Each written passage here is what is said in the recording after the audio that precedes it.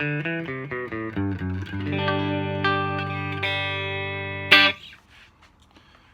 it going? So, I actually, thanks for coming back to Gear and Guitars at Mel. I'm Mel, almost forgot that.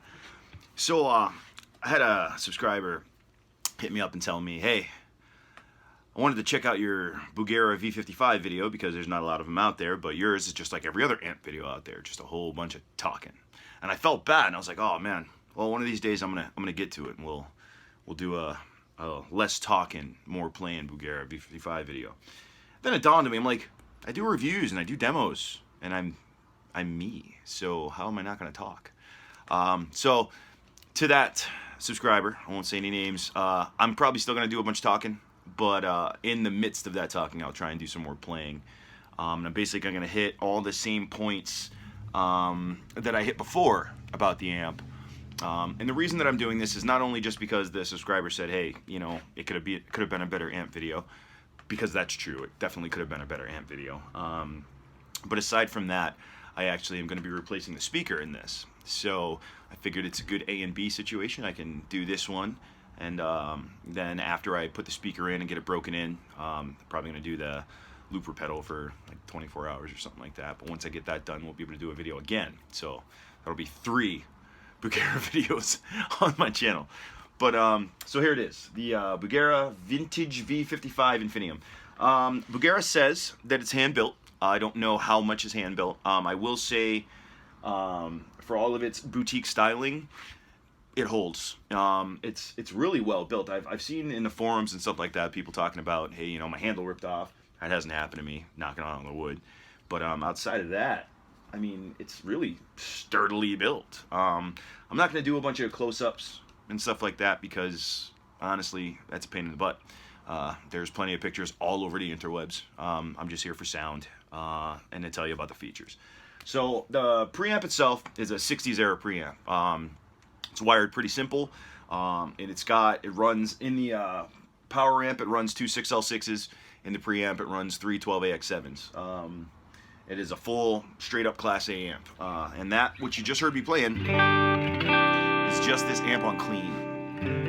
Nothing. I'm not running a pedal board today. Just the foot switch that came with the amp, which is reverb and channel, which is, you know, the other channel to drive. And that brings me to another point. It's a 2-channel amp, 2-channel combo, which is awesome. And it also has a master volume, so you can really, if you want to, you can drive it. You know what? Let's do that right now. Let's kick the master way down.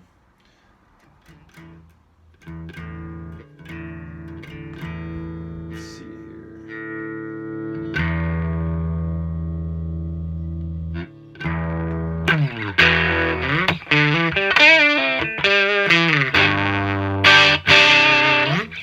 So you can get a crunch tone by just driving the tubes, which is great, right? That's what you. It's not what you want. It's what I wanted, right?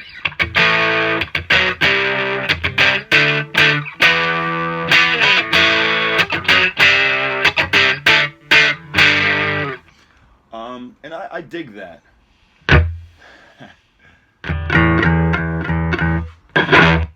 Wow. Forgot I turned that all the way up. So, the clean.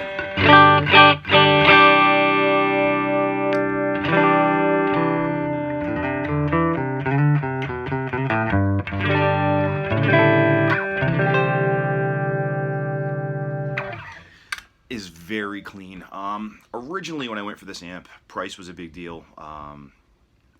Everything that's comparable is hundreds and hundreds more.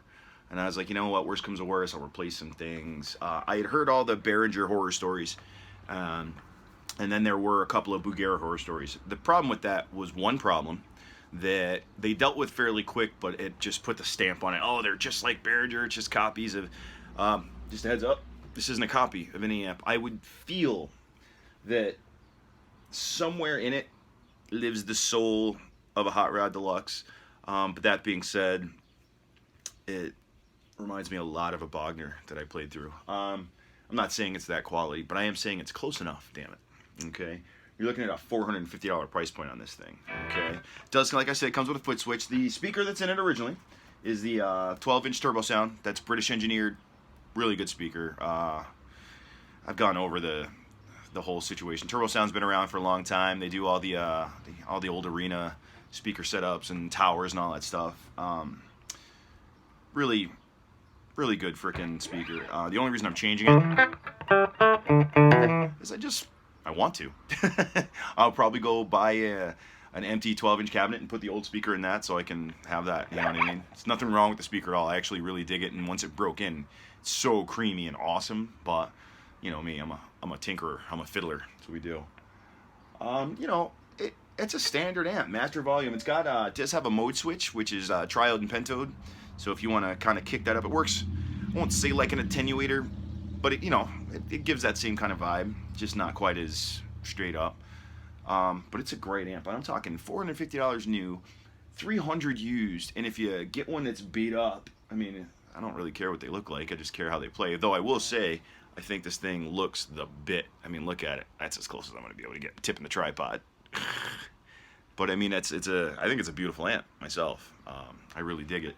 So, that being said, you heard some clean tones. Let's go through and see what it sounds like. Let's check out the reverb. I believe it's a digital reverb. I don't believe it's a spring or plate or anything like that. And it's awesome.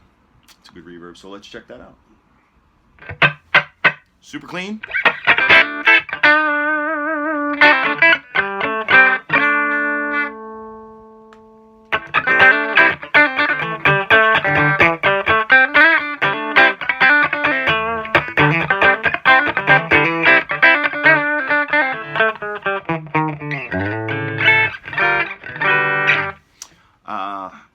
I also want to throw in, so I'm in the house right now, obviously, and on my clean channel I'm at about 3, and on the master I'm just under 4.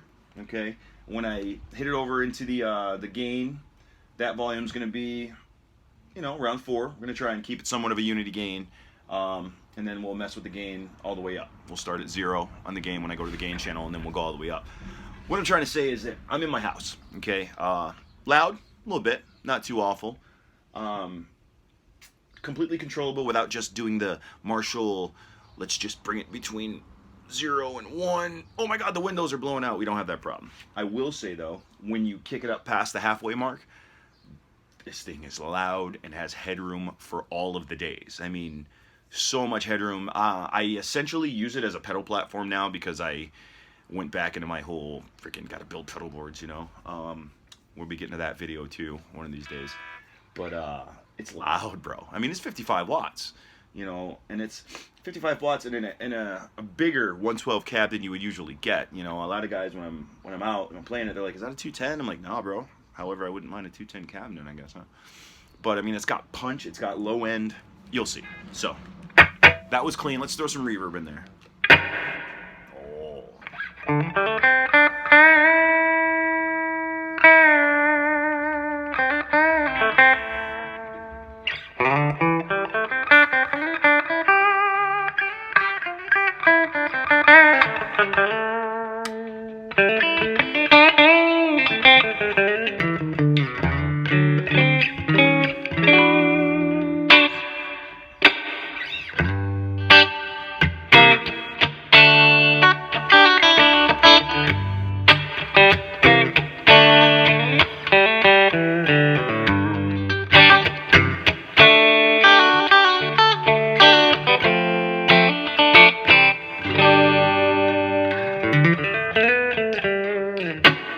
So that's about halfway up on the reverb. Let's go ahead and crank it obnoxiously. Oh, look at that. You're in like a hall with a plate and some spring. Get it?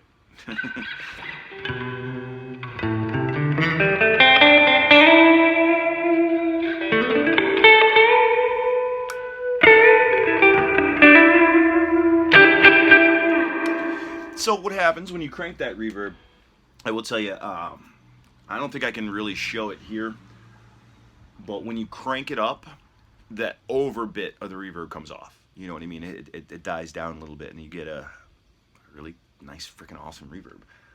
Listen, I'm jocking this amp, okay? I've had it for years now.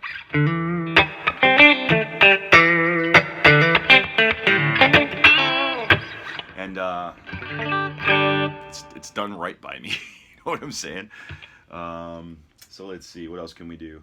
Let's shall we check out the dirt? I don't want to be killing you guys with awful notes, you know what I mean? New strings, all that good stuff. There we go. That's totally what you're here for. So let's check out the drive channel. Sorry, the gain channel. I don't know what you want to call it. So look at that. Gain's all the way down. Nothing.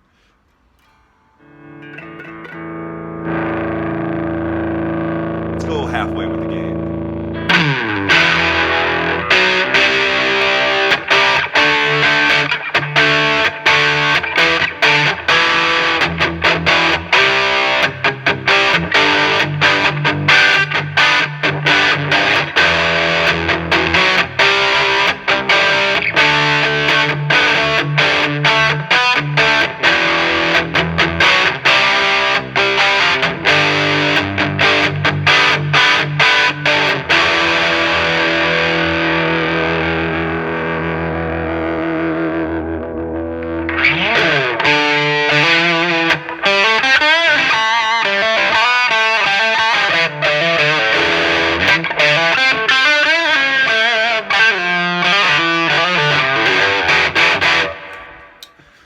Dirt's usable. You see on the forums, oh, the dirt's awful, it's crazy, it's no good. I have to disagree. I don't think it's. Is it, you know, is it like an OCD, or is it running something like, you know, my GFS Brownie or a Plexi pedal or something like that? No, you know, but for a 60s era, you know, preamp setup with 6L6s in the power section, 2 channels, the dirt's not awful. You know what I mean? It's really not bad at all.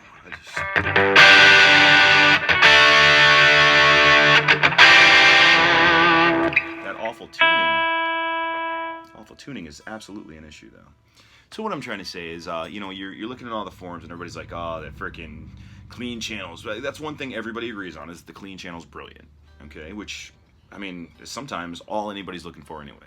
I lucked out because when I first got the amp, I hadn't thrown together my pedal board properly yet, and I was literally just rocking the amp tones, you know, and not having much of a problem with it. I'm super stoked and excited about that. I mean, you can run, when you run an extension speaker, you can run this thing at freaking 4, 8, and 16 ohms. I mean, it's got all the options you need.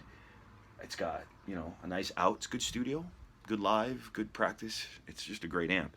They have the 22. The 22, however, I think runs EC83s or EL84s. I forget which. I wanted a 6L6 amp, so that's what I got. I wanted something that had that kind of clean when I needed it, because I knew I was going to eventually get back into a pedal board. So before anybody gets mad, let's get back into the tones.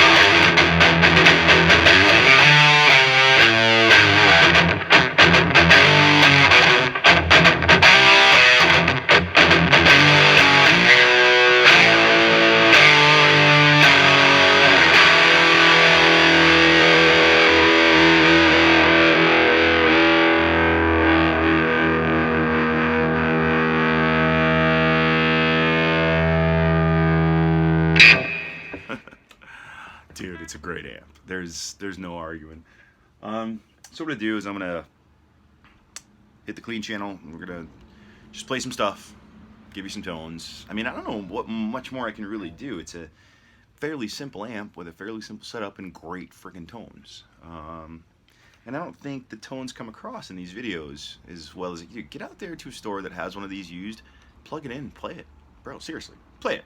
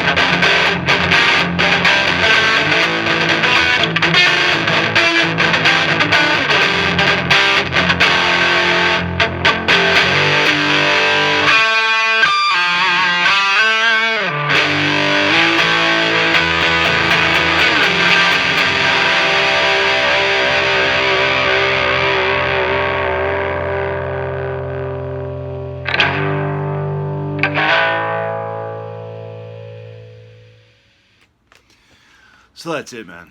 That's going to be my video on the Bugera V55. I honestly don't know how much more playing or talking I did in this video from the last one. So for that subscriber, sorry, man. I hope I went through the tones better for you. What I'm going to be doing is I'm going to be pulling it apart in the next couple of days. And I'm going to show you what I'm going to do.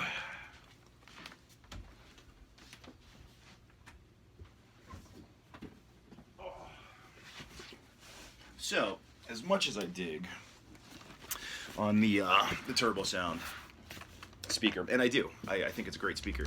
What I'm intending on doing, toot sweet, really soon, is to take this, which is it backwards? Oh, I'm looking at it in a viewfinder. Ooh. So this is assembled in the USA. It's a warehouse guitar speaker. Okay. Let's go ahead and pull this out here. Look, surprise unboxing. Did you know? Yeah, that's a hefty boy, that box fall. So this is what we're gonna be getting all up in the piece. Okay. And boys at pray. All right. So this is the 12-0 that I am putting in this bad boy.